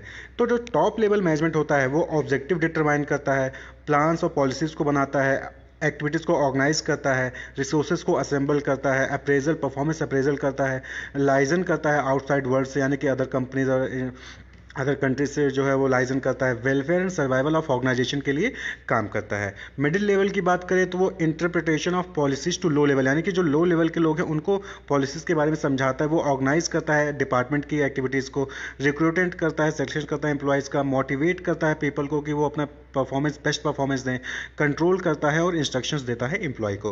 वहीं पे जो लोअर और या सुपरवाइजरी लेवल का लोग का है वो लोग रिप्रेजेंट करते हैं ग्रेवियंस ऑफ वर्कर्स, यानी जो वर्कर की ग्रेवियंस होते हैं उनको रिप्रेजेंट करते हैं मिडिल लेवल और टॉप लेवल को। एक गुड वर्किंग कंडीशन डेवलप करते हैं, सेफ्टी का ध्यान रखते हैं वर्कर्स का, helping middle level in recruitment selection, या रिक्रूटमेंट सिलेक्शन में मिडिल लेवल की मदद करते हैं, welcoming suggestion of workers, workers से सजेशंस लेके जो है मिडिल लेवल और टॉप लेवल तक पहुंचाते हैं, क्वालिटी स्टैंडर्ड को मेंटेन करते हैं और मोरल ऑफ वर्कर को बूस्ट करते हैं। तो ये कुछ एक्टिविटीज़ है या फंक्शंस हैं जो अलग अलग लेवल पे परफॉर्म किए जाते हैं। ऑर्गेनाइजेशन में जो मैनेजर्स होते हैं वो डिफरेंट टाइप ऑफ रोल्स यानी कि फंक्शंस परफॉर्म करते हैं, जैसे कि वो अपने सबॉर्डिनेट को लीड करते हैं, उनको मोटिवेट करते हैं, उनको गाइड करते हैं, वो एक्सटर्नल इन्वायरमेंट में क्या क्या चेंजेस हो रहे हैं, कहाँ पर अपॉर्चुनिटीज़ हैं उसको मॉनिटर करते हैं, कहाँ पर कौन सी नई टेक्नोलॉजी आई है, कौन सी टेक्नोलॉजी आउटडेटेड हो जा रही है, या फिर गवर्नमेंट ने कौन सा रूल चेंज कर दिया है, कोई नया जो है लॉ लेके आए हैं, कोई नया रूल लेके आए हैं, उसको मॉनिटर करते हैं, उससे रिलेटेड इन्फॉर्मेशन जो है वो डिसेमिनेट करते हैं, चाहे वो सबॉर्डिनेट को हो या फिर अपने शेयर होल्डर को हो, स्टेक होल्डर्स को जो है वो इन्फॉर्मेशन पास ऑन करते हैं। वो डिफरेंट डिसीजन मेकिंग्स लेते हैं कि कहाँ पर कौन सा रिसोर्स एलोकेट करना है, वो निगोशिएट करते हैं, चाहे वो सप्लायर से हो, चाहे वो डिफरेंट ट्रेड यूनियन से हो, तो अलग अलग टाइप के रोल्स जो है वो परफॉर्म करते हैं। तो इसी को लेकर यानी कि जो मैनेजर्स हैं वो कौन कौन से रोल्स परफॉर्म करते हैं, इसको लेकर हेनरी मिन्सबर्ग ने जो है एक स्टडी की थी। उन्होंने एक हफ्ते 1 वीक पीरियड के लिए जो है 5 एग्जीक्यूटिव को, जो कि अलग अलग ऑर्गेनाइजेशन से थे, 5 एग्जीक्यूटिव को उन्होंने मॉनिटर किया, उनकी एक्टिविटीज़, डेली एक्टिविटीज़ को उन्होंने ऑब्जर्व किया। क्लियर। एक कंसल्टिंग फर्म से थे, एक स्कूल से थे, एक टेक्नोलॉजी फर्म से थे, एक कंज्यूमर गुड्स मैन्युफैक्चरिंग से थे और एक हॉस्पिटल से थे। यानी कि 5 अलग अलग ऑर्गेनाइजेशन के एग्जीक्यूटिव को उन्होंने एक हफ्ते तक उनकी डेली एक्टिविटीज़ को मॉनिटर किया कि वो क्या क्या रोल परफॉर्म करते हैं, क्या क्या फंक्शंस परफॉर्म करते हैं, और उसके बेसिस पे उन्होंने 10 इंपॉर्टेंट रोल, 10 इंपॉर्टेंट रोल्स जो है वो आइडेंटिफाई किया। किन्होंने? हेनरी मिन्सबर्ग ने। उन्होंने 10 मैनेजमेंट रोल को आइडेंटिफाई किया कि मैनेजर जो है वो 10 मैनेजमेंट रोल्स परफॉर्म करता है, और उसको अपने book Mintzberg on management inside our strange world of organisation, इस बुक में उन्होंने 1990 में पब्लिश कराया। किसने? हेनरी मिन्सबर्ग ने। उन्होंने 10 मैनेजमेंट रोल को आइडेंटिफाई किया, 5 डिफरेंट एग्जीक्यूटिव को स्टडी किया और उसके बेसिस पे 10 मैनेजमेंट रोल को उन्होंने आइडेंटिफाई किया और उसको अपने book Mintzberg on management inside our strange world of organization में पब्लिश किया था। वो 10 रोल कौन कौन से थे? Figurehead, leader, liaison, monitor, disseminator, spokesperson, entrepreneur, disturbance handler, resource allocator and negotiator. ये 10 रोल हैं अकॉर्डिंग टू हेनरी मिन्सबर्ग, जो कि मैनेजर्स ऑर्गेनाइजेशन में परफॉर्म करते हैं। और इन 10 रोल को उन्होंने 3 कैटेगरी में डिवाइड किया। पहला कौन सा कैटेगरी है? इंटरपर्सनल रोल, जिसमें फिगर हेड, लीडर और लाइजन का रोल आता है। वहीं पर दूसरा जो कैटेगरी है दैट इज इंफॉर्मेशनल रोल, जिसमें मॉनिटर, डिसेमिनेटर और स्पोक्स पर्सन वाला रोल आता है। और वहीं पर तीसरा है डिसीजनल रोल, जहां पर entrepreneur, disturbance handler, resource allocator और नेगोशिएटर ये रोल आता है। तो इन सभी 10 रोल को हम एक एक करके डिस्कस करेंगे in detail with example. Clear? तो सबसे पहला रोल आता है that is interpersonal role. Interpersonal role, देखिए इंटरपर्सनल रोल कहने का मतलब क्या होता है कि जो मैनेजर है वो अकेले काम नहीं करता है, वो ऑर्गेनाइजेशन में अदर एम्प्लॉयज के साथ काम करता है और साथ ही साथ ऑर्गेनाइजेशन से जो बाहर के लोग हैं उनसे भी उसको डील करना पड़ता है। तो यानी कि यहां पर क्या हो गया कि ऑर्गेनाइजेशन के गोल को अचीव करने के लिए मैनेजर्स को अदर लोगों से इंटरेक्ट करना पड़ता है, कम्युनिकेट करना पड़ता है, रिलेशनशिप बिल्ड करना पड़ता है। तो इस रोल को इंटरपर्सनल रोल कहा गया, यानी कि वर्किंग विथ पीपल।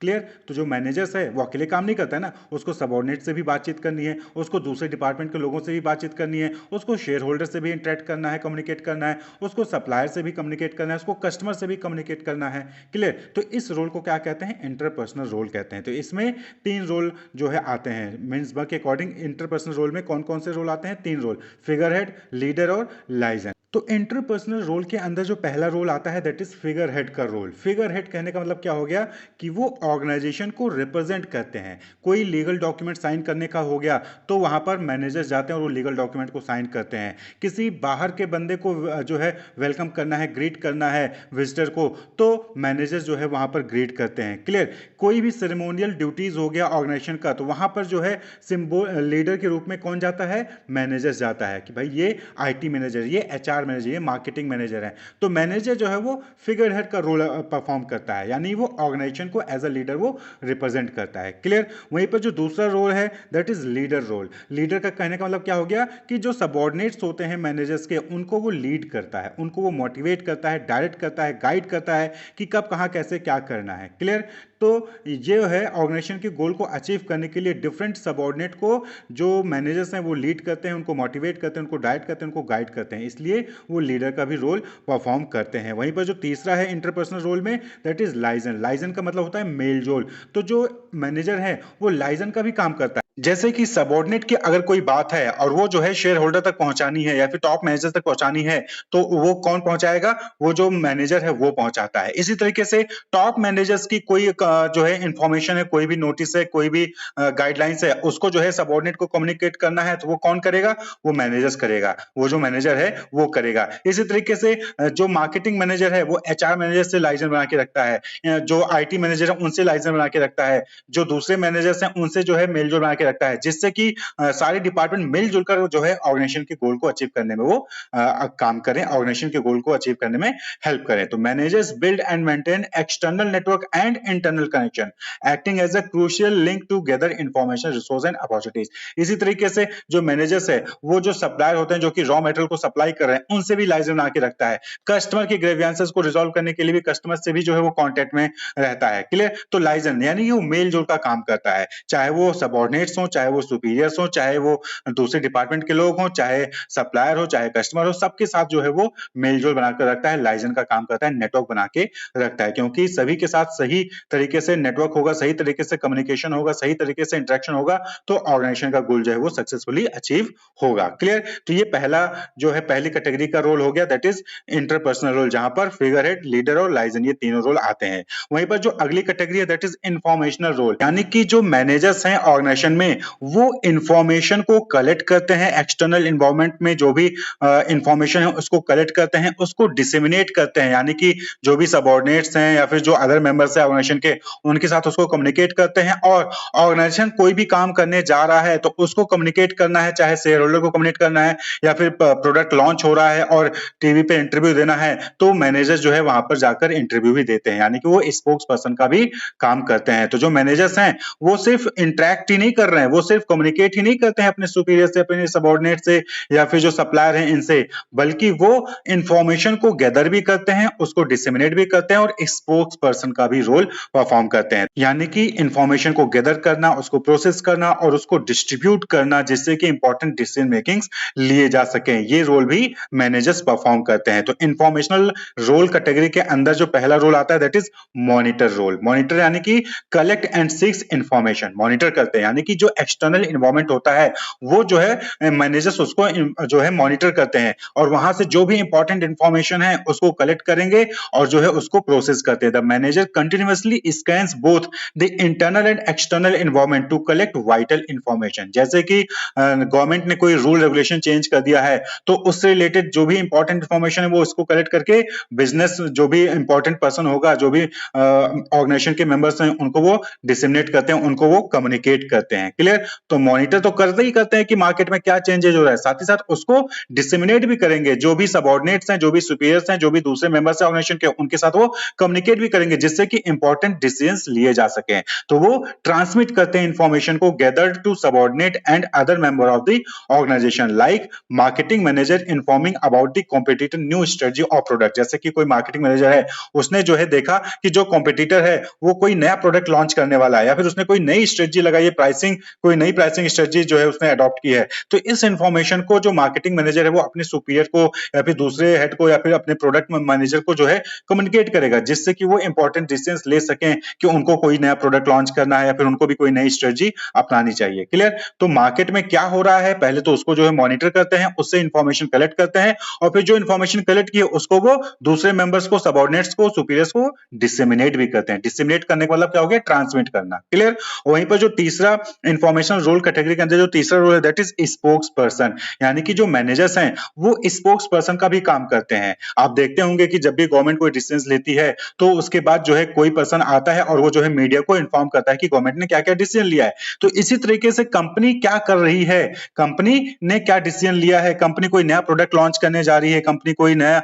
स्ट्रेटजी जो है उसने डिसाइड किया है या फिर कंपनी ने कोई डिसीजन लिया और वो सबऑर्डिनेट्स को, एम्प्लॉय को बताना है, तो कौन आके बताता है? मैनेजर्स बताते हैं। तो communicates information to outsiders about the organisation. Clear? तो आउटसाइडर को ही नहीं बल्कि इनसाइडर्स को भी, सबऑर्डिनेट को कोई इंफॉर्मेशन पास ऑन करनी है जो कि टॉप मैनेजमेंट ने कोई डिसीजन लिया है और उस डिसीजन को सबऑर्डिनेट को कम्युनिकेट करना है, तो जो मैनेजर है वो जाके सबऑर्डिनेट्स को कम्युनिकेट करता है। क्लियर? तो वो स्पोक्स पर्सन का भी काम करते हैं मैनेजर्स, चाहे वो आउटसाइडर को बताना हो चाहे इनसाइडर्स को बताना हो, मैनेजर्स जो है वो स्पोक्स पर्सन का भी काम करते हैं। तो ये जो है इंफॉर्मेशन रोल कैटेगरी के अंदर ये तीन इंपॉर्टेंट रोल परफॉर्म करता है manager, monitor, disseminator, spokesperson. Clear? वहीं पर जो नेक्स्ट कैटेगरी है दैट इज डिसीजनल रोल। नाम से क्लियर है कि यहां पर जो मैनेजर्स हैं वो सिर्फ इंटरेक्ट ही नहीं कर रहे हैं, वो सिर्फ मार्केट से इंफॉर्मेशन को गैदर करके डिसेमिनेट ही नहीं कर रहे हैं, बल्कि वो डिसीजंस भी लेते हैं, वो डिसीजंस भी लेते हैं इंफॉर्मेशन के बेसिस पे। क्लियर? कि कब कहां पर क्या करना है, कौन सा कोई नया प्रोजेक्ट स्टार्ट करना है, कोई नया प्रोडक्ट लॉन्च करना है या फिर कोई नई स्ट्रेटजी अडॉप्ट करनी है।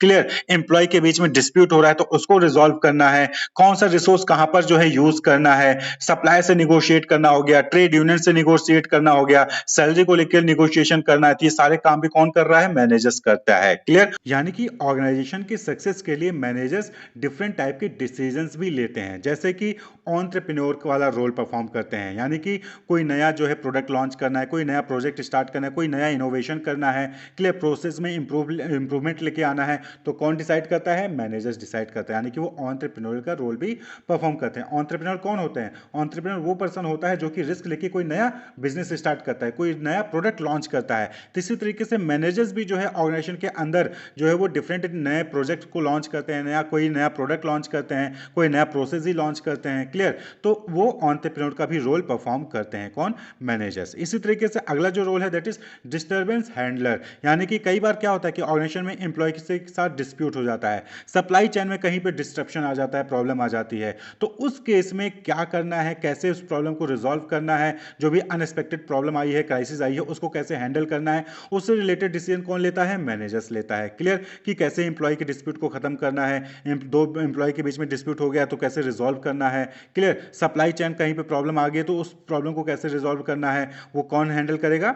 मैनेजर्स हैंडल करते हैं। इसी तरीके से जो अगला इंपॉर्टेंट रोल परफॉर्म करते हैं दैट इज रिसोर्स एलोकेटर, यानी कि जो मैनेजर्स होते हैं वो ये डिसाइड करते हैं कि जो भी लिमिटेड ऑर्गेनाइजेशनल रिसोर्सेज हैं या एसेट्स हैं ऑर्गेनाइजेशन के, उनको किस तरीके से इस्तेमाल करना है, कहां पर कितना पैसा लगाना है, कौन सा एम्प्लॉय कौन से डिपार्टमेंट में काम करेगा। क्लियर? जो इक्विपमेंट्स हैं उनको कब जो है इस्तेमाल करना है, कैसे इस्तेमाल करना है। क्लियर? तो जो भी स्ट्रेटजिक गोल है उसको अचीव करने के लिए रिसोर्सेज का किस तरीके से इस्तेमाल करना है, कब कहां कैसे इस्तेमाल करना है, ये कौन डिसाइड करता है? जो मैनेजर्स हैं वो डिसाइड करते हैं। तो इसीलिए उनको हम रिसोर्स एलोकेटर भी कहते हैं, यानी कि जो मैनेजर्स है वो एज अ रिसोर्स एलोकेटर भी काम करते हैं। और वहीं पर जो लास्ट रोल है मैनेजर का दैट इज निगोशिएटर, यानी कि जो मैनेजर्स हैं वो निगोशिएटर के रूप में भी काम करते हैं। जो भी ऑर्गेनाइजेशन के फॉर्मल डिस्कशंस होते हैं, कोई एग्रीमेंट हो रहा है एक्सटर्नल पार्टीज के साथ, जैसे कि सप्लायर हो गए, क्लाइंट्स हो गए, तो उनमें जो है मैनेजर्स पार्टिसिपेट करते हैं और डील को क्लोज करने में वो हेल्प करते हैं। क्लियर? इसी तरीके से इंटरनल जो डिपार्टमेंट्स होते हैं, इंटरनल स्टेक होल्डर होते हैं, उनके साथ जो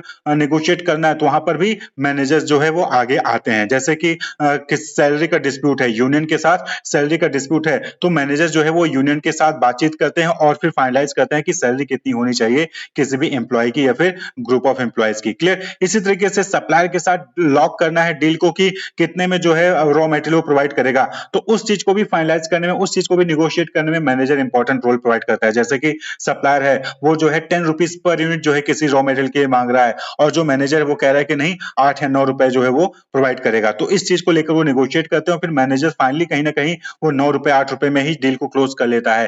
यानी कि मैनेजर जो है वो निगोशिएटर का भी काम करता है, वो बार्गेन कर रहा है, एक तरीके से वो बार्गेन भी करता है। क्लियर। तो ये डिसीजनल रोल हो गए किसके, मैनेजर्स के, कि वो एज अ एंटरप्रेन्योर डिफरेंट नए प्रोजेक्ट को लॉन्च करना, इनोवेशन करना है, ये काम भी करता है। वो जो भी एम्प्लॉय के डिस्प्यूट्स होते हैं ऑर्गेनाइजेशन में, कहीं पर कोई प्रॉब्लम आ गई, कोई क्राइसिस होगी, तो वहां पर डिसीजन मेकिंग करता है, यानी कि डिस्टर्बेंस को हैंडल करता है, कौन सा रिसोर्स कहां पर इस्तेमाल करना है इस चीज को भी डिसाइड करता है मैनेजर। और डिफरेंट जो निगोशिएशंस होते हैं ऑर्गेनाइजेशन में, चाहे वो सप्लायर के साथ हो, क्लाइंट के साथ हो, डिपार्टमेंट के साथ हो, एम्प्लॉय के साथ हो, ट्रेड यूनियन के साथ हो, उसमें भी जो है मैनेजर्स इंपॉर्टेंट डिसीजंस लेता है। क्लियर। तो ये जो है 10 इंपॉर्टेंट रोल्स थे मैनेजर के, जो कि हेनरी मिसबर्ग ने दिए थे। कौन कौन से, figurehead, leader, liaison, monitor, disseminator, spokesperson, entrepreneur, disturbance handler, resource allocator and negotiator. और इस 10 रोल को हेनरी मिसबर्ग ने जो है 3 कैटेगरी में डिवाइड किया था। जो शुरू के 3 है, फिगर हेड, लीडर, लाइजन, इसको उन्होंने इंटरपर्सनल रोल कहा। मॉनिटर, डिसेमिनेटर, स्पोक्सपर्सन, इसको उन्होंने इंफॉर्मेशनल रोल कहा। और वहीं पर entrepreneur, disturbance handler, resource allocator and negotiator, इसको उन्होंने डिसीजनल रोल कहा मैनेजर का। क्लियर। आपको पता है कि जो हमारे इंडियन एपिक्स हैं, जैसे कि रामायण हो गया जिसको वाल्मीकि जी ने लिखा, भगवत गीता जिसको वेदव्यास जी ने लिखा, चाणक्य नीति जिसको चाणक्य जी ने लिखा, यानी जिनको हम कौटिल्य भी कहते हैं, कौटिल्य जी का अर्थशास्त्र भी था। वेदास हैं हमारे, ऋग्वेद, सामवेद, यजुर्वेद, अथर्ववेद। तो ये जो हमारे होली, वेदास, रामायण और गीता हैं, इनमें भी जो है हाईलाइट किया गया है कि किस तरीके से मैनेजरियल प्रिंसिपल्स को प्रैक्टिस किया गया हमारे ओल्ड एपिक्स में, यानी कि जो इंडियन एपिक्स हैं, रामायण, भगवत गीता, चाणक्य नीति, कौटिल्य अर्थशास्त्र, इन सब में भी जो है मैनेजमेंट प्रिंसिपल्स की बात की गई है और उसको फॉलो भी किया गया है। जैसे कि आप रामायण में देखेंगे तो रामायण में भगवान श्री राम ने अपने पिताजी के प्रॉमिस को प्रोटेक्ट करने के लिए 14 साल का जो वनवास था उन्होंने उस चीज़ को एक्सेप्ट किया, यानी कि चेंज को उन्होंने एक्सेप्ट किया। और उस चेंज को, जो चेंज होना था, राजपाट से जो है जंगलों में जाना है, वहां पर वनवास काटना है, तो उस चेंज को उन्होंने सही तरीके से मैनेज भी किया। यानी कि उस वनवास के दौरान उन्होंने ऐसे ऐसे काम किए जिससे कि उनको ख्याति मिली। क्लियर। तो लॉर्ड रामा, यानी कि यहां से हमें कौन सा प्रिंसिपल, मैनेजमेंट का प्रिंसिपल देखने को मिलता है, चेंज मैनेजमेंट। ऑर्गेनाइजेशन में अक्सर जो है एनवायरमेंटल में चेंज हो रहा है, आईटी में चेंज हो रहा है, रूल रेगुलेशन में चेंज होता है, टेक्नोलॉजी अपडेट हो रही है, तो इन सब चीज़ों से एम्प्लॉयज को घबराना नहीं चाहिए, बल्कि उस चेंज को एक्सेप्ट करना चाहिए और अकॉर्डिंगली जो है वहां पर काम करना चाहिए। इसी तरीके से आप देखेंगे क्लियरिटी ऑफ विजन की बात करें तो आप रामायण में देखेंगे कि वहां पर विजन क्लियर था श्री राम जी का कि रावण को डिफीट करना है और सीता माता जी को रेस्क्यू करना है। क्लियर। तो ये क्लियरिटी ऑफ विजन थी रामायण में, श्री राम जी का जो विजन था वो क्लियर था। इसी तरीके से आप देखेंगे कि प्लानिंग टू अचीव ऑब्जेक्टिव, ये भी जो है आपको रामायण से देखने को मिलेगा। वहां पर क्या था कि प्रॉपर प्लानिंग हुई, स्ट्रेटजी बनाया गया कि किस तरीके से जो है सीता जी को रेस्क्यू किया जाएगा, लंका से वापस लाया जाएगा। नंबर ऑफ एक्टिविटीज वहां पर आपको देखने को मिलेंगी, जैसे कि हनुमान जी को भेजा जाता है कि पहले वो सर्च करेंगे वहां पर जो भी लंका का पूरा क्या वहां पर जो है सिस्टम है वो पूरा वो चेक करते हैं, किस तरीके से ब्रिज को बनाना पड़ेगा समुद्र को पार करने के लिए, पूरा कुछ जो है वहां पर प्रॉपर प्लानिंग होती है, स्ट्रेटजी डेवलप किया जाता है। उसके बाद फिर जो है वहां पर युद्ध होता है और फिर सीता माता को वापस लाया जाता है। तो प्लानिंग टू अचीव ऑब्जेक्टिव, यानी कि ऑब्जेक्टिव को अचीव करने के लिए वहां पर प्रॉपर प्लानिंग की गई जो है वहां पर राम जी द्वारा। क्लियर। इसी तरीके से आप देखेंगे कि शॉर्ट एनालिसिस भी देखने को आपको मिलेगा। आप जैसे कि देखेंगे कि वहां पर लंका में भाई लंका कहां है, सीता माता कहां है, जो है कैसे वहां पर पहुंचा जाएगा, किस तरीके से वहां का जो पूरा नक्शा है वो चीज समझने के लिए क्या हुआ कि हनुमान जी को पहले वहां पर भेजा गया। आफ्टर रीचिंग लंका हनुमान जी जो है उन्होंने पूरा एनालिसिस किया था लंका का कि लंका की स्ट्रेंथ क्या है, उनकी वीकनेस क्या है, उनके जो भी थ्रेट अपॉर्चुनिटीज हैं वो सारा कुछ जो है वहां पर पहले एनालिसिस किया गया। हनुमान जी को भेजकर वहां पर पहले ही सारी चीजों को देखा गया। उसके बाद फिर जो है वहां पर प्लानिंग और स्ट्रेटजी डेवलप की गई कि किस तरीके से हमला किया जाना है। क्लियर। इसी तरीके से आप देखेंगे कि वहां पर एक जगह पर सीन आता है कि जहां पर जामुन जो होते हैं वो हनुमान जी को मोटिवेट करते हैं, उनकी शक्तियों के बारे में उनको याद दिलाया जाता है कि हनुमान जी क्या क्या कर सकते हैं। क्लियर। तो यानी कि आपको यहां से देखने को मिलेगा कि मोटिवेशन और इनिशिएटिव, यहां पर हनुमान जी को मोटिवेट किया जाता है जामुन जी द्वारा कि वो जो है वो कर सकते हैं, उनके पास ये पावर है, उनके पास ये कैपेबिलिटी है। इसी तरीके से आपने भगवत गीता में वो पढ़ा होगा कि जहाँ पर जो है फोर्सेस को सिलेक्ट करने की बात हो रही थी, तो वहाँ पर दुर्योधन ने जो है कृष्णा जी की आर्मी को सिलेक्ट किया था, और वहीं पर अर्जुन ने जो है कृष्णा जी को सिलेक्ट किया था, कृष्णा जी के विजडम को सिलेक्ट किया। तो किस तरीके से जो अवेलेबल रिसोर्सेज हैं उसको सही तरीके से यूटिलाइज करना है, कैसे राइट डिसीजंस लेना चाहिए, ये सारा कुछ जो है आपको भगवत गीता से देखने को मिलता है। तो अलग अलग जो इंडियन एपिक्स हैं, आपको उनमें से बहुत सारी चीज़ें, बहुत सारे मैनेजमेंट प्रिंसिपल्स जो है वहाँ पर सीखने को मिलता है, देखने को मिलता है। क्लियर। अब हम बात कर ले कि लेसन्स फ्रॉम डिफरेंट स्क्रिप्चर्स। तो लेसन फ्रॉम महाभारत, महाभारत से हमें क्या लेसन मिलता है? Transform the weakness into strength, यानी अपनी कमजोरी को अपनी मजबूती बनाइए। शेयर द रिस्पॉन्सिबिलिटी, जो भी रिस्पॉन्सिबिलिटीज है उनको शेयर करिए। Learn the art of team work, team work की कला सीखिए। नो द ग्राउंड रियलिटीज, जो भी ग्राउंड रियलिटीज है पहले उनको जानना जरूरी है। हवा में उड़ने से पहले ग्राउंड रियलिटीज को जान लीजिए। टेक कैलकुलेटेड रिस्क, हिसाब से रिस्क लीजिए, मतलब कि आपके पास जितनी क्षमता है उसके अकॉर्डिंग ही रिस्क लेना चाहिए। हैव इफेक्टिव विजन, आपका विजन जो है वो बड़ा इफेक्टिव होना चाहिए, बहुत ही इफेक्टिव होना चाहिए, करेक्ट होना चाहिए। स्ट्रेटजी आपके पास होनी चाहिए, वेल डेवलप प्लान होना चाहिए आपके पास किसी भी प्रॉब्लम्स को डील करने के लिए। मोटिवेशन बहुत जरूरी है, बिना मोटिवेशन के कोई कुछ भी नहीं कर सकता। Decision making, it is the art of take right decision at the right time, तो डिसीजन मेकिंग भी बहुत जरूरी है। स्वॉट एनालिसिस, खुद की स्वॉट एनालिसिस, सामने वाले की स्वॉट एनालिसिस, कंपटीटर की आपको करना जरूरी है। और कमिटमेंट, जो भी आप काम कर रहे हैं उसके लिए आपका कमिटमेंट दृढ़ निश्चय होना चाहिए। तो ये कुछ लेसन है जो कि महाभारत से सीखने हैं। वहीं पर लेसन फ्रॉम वेदास, वेदास से क्या लेसन? जैसे कि foster team spirit, team spirit को बढ़ावा देना। रिस्पॉन्सिबिलिटी, टेक रिस्पॉन्सिबिलिटी, यानी कि रिस्पॉन्सिबिलिटी लेना, आप खुद रिस्पॉन्सिबिलिटी लेना सीखिए। शेयर द क्रेडिट, जो भी क्रेडिट आता है, यानी कि आपने कोई काम किया, आपको प्राइज मिला, तो आप उसको क्रेडिट को जो शेयर करना सीखिए औरों के साथ, क्योंकि आपने अकेले नहीं किया होगा, आपके साथ बहुत सारे लोग हैं, तो अपनी क्रेडिट को शेयर करना सीखें। वेलकम कंपटीशन, जो भी कंपटीशन आ रहा है उससे डरे नहीं बल्कि उसका स्वागत करें। प्रेज काउंट्स, काउंट्स को प्रेज करें। स्टे फोकस्ड, फोकस्ड रहना सीखें। कैरेक्टर बिल्डिंग, अपना एक वेल डेवलप जो गुड कैरेक्टर होता है उसको डेवलप करना चाहिए। स्पिरिट ऑफ कोऑपरेशन, कोऑपरेशन की स्पिरिट होनी चाहिए आपके अंदर, सबके साथ मिलकर काम करना चाहिए। Emphasis on loyalty and gratitude, loyalty और ग्रेटिट्यूड पे आपका ज़्यादा एम्फेसिस होना चाहिए। वर्क कमिटमेंट, कमिटमेंट होना चाहिए, जो कि महाभारत में भी था। यूटिलाइजेशन ऑफ अवेलेबल रिसोर्सेज, जो भी आपके पास अवेलेबल रिसोर्सेज हैं उनका वेल यूटिलाइज करना चाहिए। Removal of self ego, self ego, जो आप इगोइस्ट होते हैं कि नहीं मैं ही हूँ, मैं ही हूँ, मैं ही कर सकता हूँ, वो चीज़ हटाना है आपके अपने अंदर से। वैल्यू बेस्ड डिसीजन मेकिंग होनी चाहिए, जो भी डिसीजन मेकिंग होनी चाहिए वो वैल्यू बेस्ड होनी चाहिए, ऐसे नहीं कि वर्थलेस हो, वैल्यू होनी चाहिए। टीम इज़ ह्यूमन, और ये मान के चलिए कि ह्यूमन ही क्या है, एक टीम है, या फिर जो टीम है वो ह्यूमन है, उसको एज अ ह्यूमन ट्रीट करना, ना कि कोई एम्प्लॉय या फिर मशीन की तरह से। तो ये लेसन फ्रॉम वेदास है। अब बात करें top 5 lesson from Chanakya. Chanakya ने भी जो है कुछ 5 इंपॉर्टेंट लेसन्स दिए थे। तो क्या था? एनर्जेटिक एंड हार्ड वर्किंग, यानी कि आपको हमेशा एनर्जेटिक और हार्ड वर्किंग हो रही है। According to Chanakya, people who work sincerely are the happiest, जो पीपल सिंसियरली काम करते हैं वो हैप्पीएस्ट पीपल होते हैं। इफेक्टिव कम्युनिकेशन आना चाहिए। If you want to be a great leader you need to focus on your communication skill. अगर आप एक अच्छा लीडर बनना चाहते हैं तो आपको अपनी कम्युनिकेशन स्किल पर ध्यान देना होगा।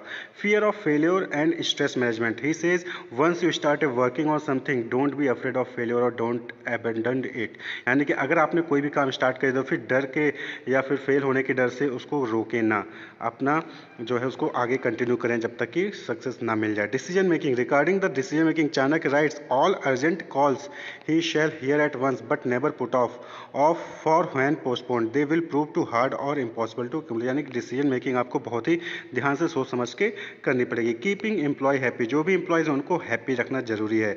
In the happiness of his objects lies his happiness, in their welfare his welfare whatever please himself he shall not consider as good but whatever please his subjects he shall consider as good, यानी कि वो अपने आप को good नहीं समझता लेकिन जो चीज़ उसको अच्छी लगेगी उसको अगर वो अच्छा मिल गया तो वो अच्छा फील करेगा। तो एम्प्लॉय को हैप्पी रखना है। तो ये 5 लेसन से चाणक्य है। वहीं पे लेसन फ्रॉम कौटिल्य अर्थशास्त्र से भी है, कुछ लेसन जो है मैनेजमेंट में अप्लाई होता है, जैसे कि a manager should have qualities like दूरदर्शिता यानी पावर ऑफ कंसंट्रेशन, शिलावान यानी कैरेक्टर, प्रज्ञ यानी कि थिंकिंग कैपेबिलिटी, वांग्मी यानी कि कम्युनिकेशन स्किल एंड दक्षा यानी कि ऑब्जर्वेशन विजिलेंस, ये उसके अंदर क्वालिटीज होनी चाहिए कौटिल्य अर्थशास्त्र के। Kautilya make its clear that 6 emotional devils do not follow appropriate decision making in any operation. The emotional devil identified by Kautilya are कामा यानी लस्ट, क्रोधा यानी एंगर, लोभ, ग्रीड, मना यानी विनीता, मदा यानी हॉटनेस एंड हार्श यानी ओवरजॉय। ये जो है किसी भी ये इमोशनल ट्रेस है और इसके ऊपर आपको ज़्यादा डिपेंडेंट नहीं होना चाहिए, इनको कंट्रोल करिए। Kautilya refers to diplomacy as an important element in Niti Shastra यानी फॉरेन अफेयर्स। उन्होंने कहा कि डिप्लोमेसी फॉरेन अफेयर्स में ज़्यादा होनी चाहिए। His clarity of thoughts is evident from the identification of 6 attribute of diplomacy. Diplomacy के लिए उन्होंने 6 एट्रीब्यूट आइडेंटिफाई किए। The attributes he talks about are intelligence, memory, cleverness of speech, knowledge of politics, moral and readiness to provide resource. ये हमेशा आपके अंदर होना चाहिए। अगर आप नीति शास्त्र यानी फॉरेन अफेयर्स में डील कर रहे हैं तो आपके पास डिप्लोमेसी होनी चाहिए। Kautilya said that efficient management means setting up of realistic target and meeting target without using overzealous method। यानी कि उन्होंने ये कहा कि efficient management का मतलब होता है कि realistic target को set करो और उसको achieve करो बिना overzealous method से, यानी कि किसी भी jealous methods के बगैर। वहीं पे Kautilya stated that profitability should not only means surplus over cost, it should also mean provision of investment for future growth. यानी कि उनके अकॉर्डिंग प्रॉफिटेबिलिटी का मतलब इसका मतलब नहीं है कि जो भी कॉस्ट आया उससे ज़्यादा पैसा आप कमा रहे हो, नहीं। प्रॉफिटेबिलिटी का जो भी पार्ट होता है आपको उसको फ्यूचर ग्रोथ में इन्वेस्ट भी करना चाहिए। Kautilya said an ideal Swami is the one who has the highest quality of leadership, intellect, energy and personal attribute. उनके अकॉर्डिंग वो स्वामी होता है, नहीं वो लीडर होता है जो इसके अंदर लीडरशिप की क्वालिटी होती है, इंटेलेक्चुअल एनर्जी होता है और पर्सनल एट्रीब्यूट्स भी होते हैं। Kautilya said that manager should have a practical experience। कोई भी मैनेजर हो उसको प्रैक्टिकल एक्सपीरियंस होना चाहिए, थिंकिंग पावर होना चाहिए, साउंड जजमेंट होना चाहिए and ability to differ while keeping total devotion in the company. तो कौटिल्य के अकॉर्डिंग वो मैनेजर अच्छा होता है जिसके पास प्रैक्टिकल एक्सपीरियंस होता है, थिंकिंग पावर होती है, साउंड जजमेंट करता है और अपने आप को दूसरों से अलग रखता है, तो वो एक अच्छा मैनेजर कहलाता है।